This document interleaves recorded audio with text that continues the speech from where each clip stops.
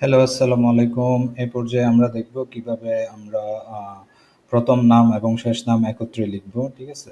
তো ধরেন একটা স্টুডেন্টের ফার্স্ট নেম এবং লাস্ট নেম আমরা চাচ্ছি যে একত্রে লিখব। ঠিক আছে? তাহলে যে সিনারিওটা এসেছে এখানে আমরা যেমন জন স্মিথ, এখানে জন এবং স্মিথ এই ২ টা নাম একসাথে আমরা জন স্মিথ হিসেবে একটা সেলে দেখাতে চাই। আ নামের মাঝে একটা স্পেস দিয়ে আমরা এটা এড করতে পারি খুব সহজে। ঠিক আছে? তাহলে আ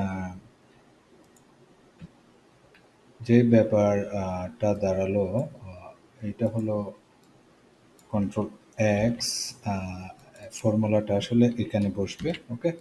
তাহলে যেই ফর্মুলাটা আমরা বসাইছি এখানে আ অ্যা এখানে যে ফর্মুলাটা হলো আমি এইভাবে ফর্মুলাটা দিতে চাই tan আমি ফার্স্ট ব্র্যাকেট দিলাম tan ওকে tan B10 ওকে B10 ওকে আমি ক্লোজ করলাম এখানে tan and একটা স্পেস এই যে এখানে একটা স্পেস আছে এবং and দিয়ে এখানে B10 তাহলে জন স্মিথ দেখাচ্ছে তাহলে এখানে স্মিথ কেইন, হ্যারাল্ডস হাস, কিম ক্রাস্ট এই নামগুলা এভাবে দেখাচ্ছে এবং আমরা ২ টা সেল যুক্ত করে ফার্স্ট নেম লাস্ট নেম একত্রে যুক্ত করে আমরা এটা একসাথে দেখাচ্ছি। আ আ আ ২ টা name first name last name একটা সেলের ভিতর দেখানো হচ্ছে।